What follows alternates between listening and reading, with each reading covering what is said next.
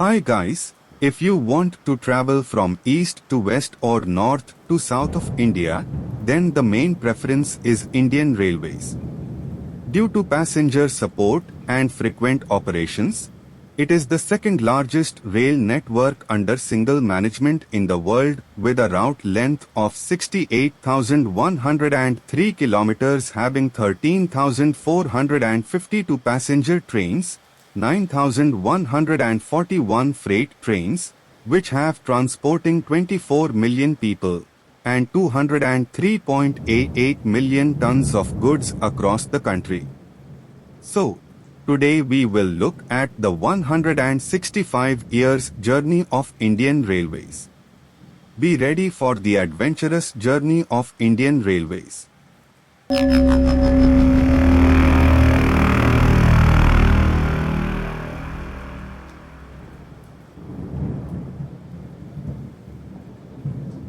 Don't forget to like, share and subscribe to my channel. So, let's begin. In 1832, the idea of setting up a railway system in British India was first proposed. At that time, rail travel was still in its infancy in Britain, but the East India Company knew the benefits of developing an extensive rail network. After a long decade of inaction, private entrepreneurs were allowed to establish a rail system by Lord Hardinge, the Governor-General of India in 1844.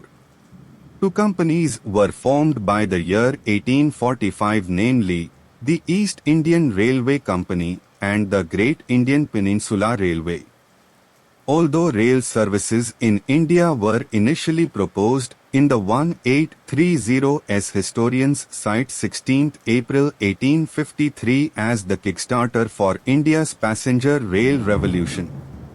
On this date, the country's first passenger train set off on a 34 kilometers journey between Bombay's Boribundar station and Thane.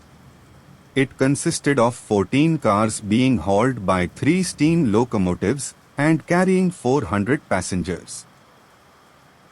The line was built through an alliance between the Great Indian Peninsular Railway, GIPR, incorporated in 1849, and the East India Company, which at that point ruled large swathes of India.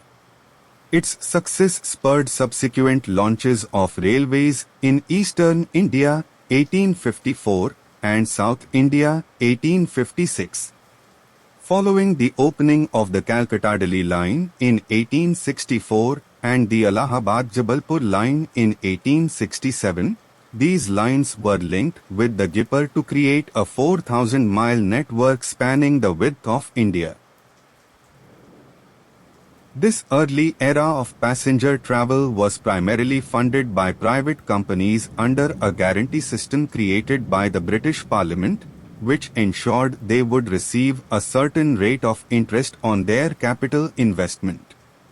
In total, 8 railway companies were established between 1855 and 1860, including Eastern India Railway, Great India Peninsula Company, Madras Railway, Bombay Baroda and Central India Railway.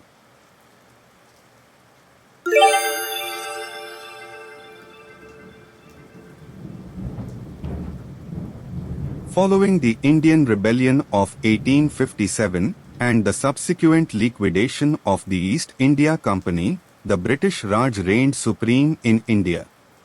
From 1869 to 1881, it took control of railway construction from external contractors and increased expansion to help areas struck by famine after intense droughts in the country.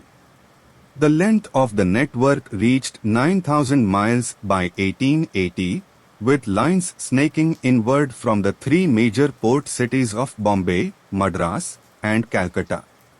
The 1890s saw the introduction of new passenger amenities, including toilets, gas lamps, and electric lighting. By this point, the popularity of the railways had skyrocketed and overcrowding led to the creation of a 4th class on board.